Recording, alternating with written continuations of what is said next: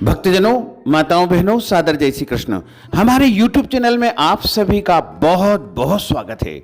मैं हूं आपके साथ आचार्य धर्मेंद्र शास्त्री। सबसे पहले आपको और आपके पूरे परिवार को पुरुषोत्तम मास अधिक मास की एवं अधिक मास अमावस्या की बहुत बहुत शुभकामनाएं और बधाइयां। भगवान श्री लक्ष्मी नारायण जी का भरपूर आशीर्वाद आप सभी के जीवन पर निरंतर बना रहे। आप सभी सुखी रहें, स्वस्थ रहें, व्यस्त रहें और मस्त रहें।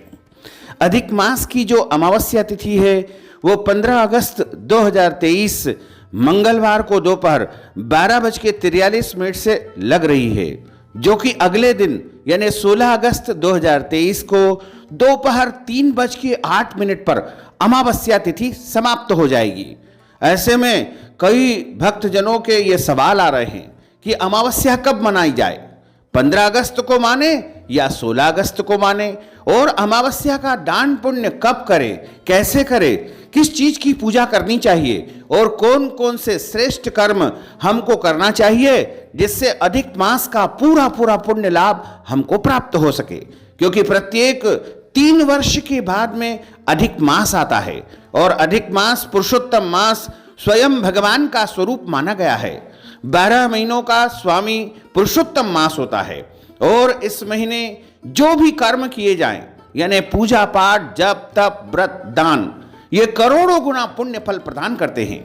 तो यदि आप अधिक मास का पूरा पुण्य प्राप्त करना चाहते हैं तो आपको अमावस्या तिथि के दिन ब्राह्मण देवता को दान पुण्य अवश्य करना चाहिए। हमारे धर्म ग्रंथों तथा पुराणों में लिखा हुआ है कि अधिकस्य अधिकम फलम, यानी जितना हमारा सामर्थ्य है उसके अनुसार अधिक से अधिक दान पुण्य हमको अधिक मास की अमावस्या के अवसर पर करना चाहिए। क्योंकि अमावस्या के दिन जो भी आप दान पुण्य करोगे, जब तप करोगे, व्रत करोगे, अनुष्ठान करोगे, उसका पूरा पूरा पुण्य आपको जरूर प्राप्त होगा। और यह पुण्य कोई साधारण पुण्य नहीं रहेगा, यह करोड़ों गुना पुण्य आपके जीवन में फलीभूत होगा और आपके जीवन के सभी कष्ट और संकट समाप्त हो जाएंगे। यदि आर्थिक समस्या है तो उसका भी निदान मिल जाएगा, या कोई भी इच्छा है, मनोकामना है, वो भी आपकी पूर्ण हो जाएगी। यानी कुल मिलाकर के देखा जाए तो अधिक मास का पूरा पुण्य यदि है तो वो अमावस्या में समाहित होता है। क्योंकि ये अधिक मास का अंतिम दिन है, इस दिन अधिक मास का समापन हो जाएगा। इसलिए यदि आप पूरे अधिक मास के संपूर्ण नियमों का पालन किया है या नहीं भी किया है तो आपको अधिक मास की अमावस्या के अवसर पर, वैसे तो आज यानी 15 अगस्त 2023 से दोपहर 12:43 से ही अमावस्या तिथि लग जाएगी। तो यदि आप आज भी अमावस्या संबंधित कार्य करना चाहते हैं तो दोपहर 12:43 के बाद कर सकते हैं। और कल यानी 16 अगस्त 2023 को 3:08 दोपहर तक अमावस्या तिथि रहेगी। इसलिए अमावस्या का पुण्य प्राप्त करने के लिए सुबह जल्दी उठ करके ब्रह्म मुहूर्त में स्नान करना चाहिए और स्नान करने के बाद नारायण, तारायण, पारायण 3 विधि जरूर करना चाहिए। नारायण का अर्थ होता है सूर्य भगवान को जल अर्पण करना, और तारायण का अर्थ होता है तारों को जल प्रदान करना या अर्घ्य देना, या पारायण का अर्थ होता है अधिक मास पुरुषोत्तम मास की कथाओं का श्रवण करना। यदि आपने अध्याय 1 से लेकर के 31 तक सभी कथाओं का श्रवण नहीं किया है तो आपको इन 2 दिनों में यानी 15 अगस्त या 16 अगस्त तक या फिर 16 अगस्त की रात्रि तक इन सभी कथाओं का श्रवण जरूर कर लेना चाहिए।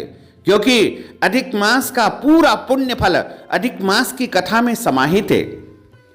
और अधिक मास की अमावस्या के अवसर पर आपको दीप दान जरूर करना चाहिए। सुबह, शाम, दोपहर, जब भी आपको लगे कि विधि पूर्वक या बिना विधि के आपको दीप दान करना चाहिए। सबसे पहला दीपक अपने घर के पूजा स्थल पर लगाए, दूसरा दीपक अपने घर के मुख्य द्वार के देहरी के बाहर की तरफ आपको लगाना चाहिए।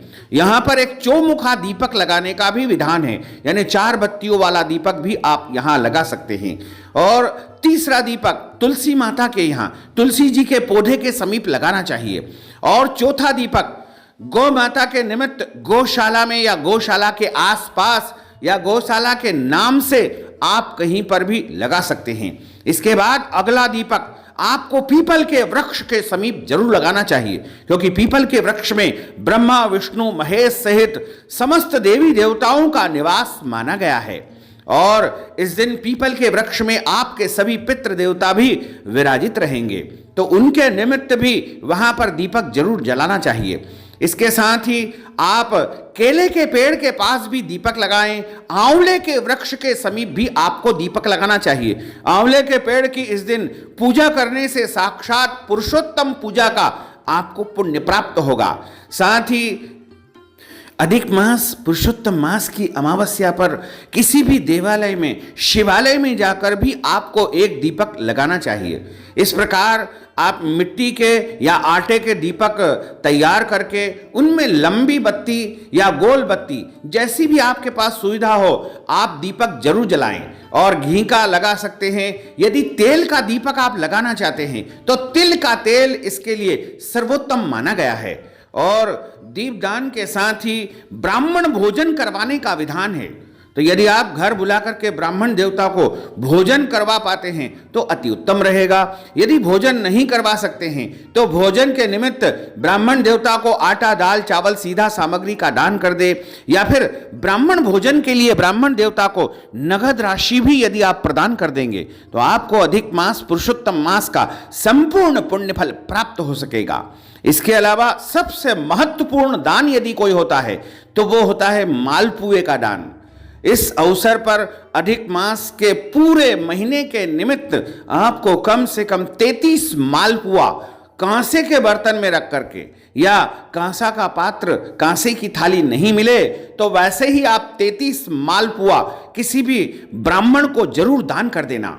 इससे आपके जो पितर नरक में पड़े हुए होंगे उनको स्वर्ग की प्राप्ति हो जाएगी और आपको करोड़ों गुना पुण्य फल प्राप्त होगा।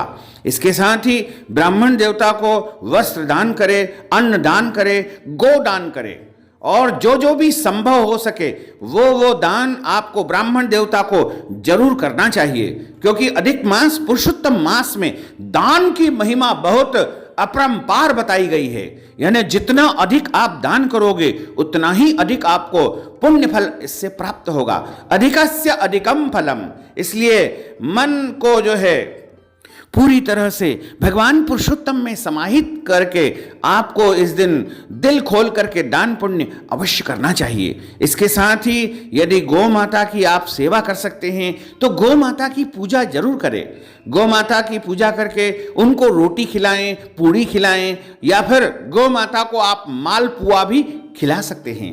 और इसके अलावा पितरों के निमित्त भी इस अवसर पर तर्पण पिंडदान जरूर करना चाहिए। यदि संभव हो तो पितृदोष शांति भी आप करवाएं, क्योंकि अधिक मास की अमावस्या पर हमारे सारे मृतक परिजन यानी पितृलोक से पृथ्वी पर आते हैं और अपने परिजनों के घर के आसपास वायु रूप में भ्रमण करते हैं। तो उनके नाम से यदि आप दान पुण्य करेंगे, ब्राह्मण भोजन करवाएंगे तो उनको तृप्ति मिलेगी और उनको मोक्ष पद की प्राप्ति अवश्य ही हो जाएगी।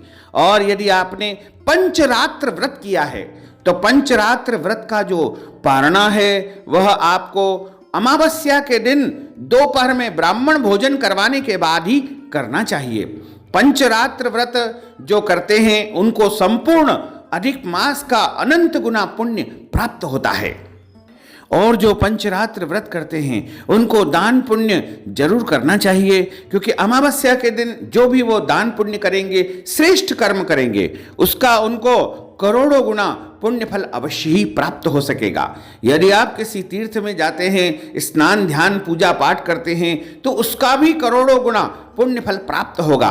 और यदि अपने घर पर ही आप तीर्थ जल से स्नान कर लेंगे तो भी आपको तीर्थ स्नान का पूरा पुण्य प्राप्त हो जाएगा। लेकिन सबसे महत्वपूर्ण यदि कोई कार्य है तो इस अमावस्या पर दान जितना हो सके आपको करना चाहिए। और दान सदैव ब्राह्मणों को ही करना चाहिए, क्योंकि ब्रह्म वाक्य जनार्दन, ब्राह्मण के मुख से स्वयं जनार्दन वासुदेव बोलते हैं और ब्राह्मण के अंदर सारे देवी देवताओं का निवास माना गया है, क्योंकि कहा गया है कि जितने भी देवी देवता हैं वो इस ब्रह्मांड यानी त्रिलोकी के स्वामी हैं, और जितने भी देवी देवता हैं वो सारे मंत्रों के अधीन हैं, और जितने भी मंत्र है वो सब ब्राह्मण देवता के अधीन होते हैं। इसलिए पृथ्वी के यदि साक्षात देवता कोई है तो वो ब्राह्मण देवता है। इसलिए आप ब्राह्मण देवता को इस अवसर पर दान पुण्य करके अधिक मास का पूरा पुण्य लाभ प्राप्त करें।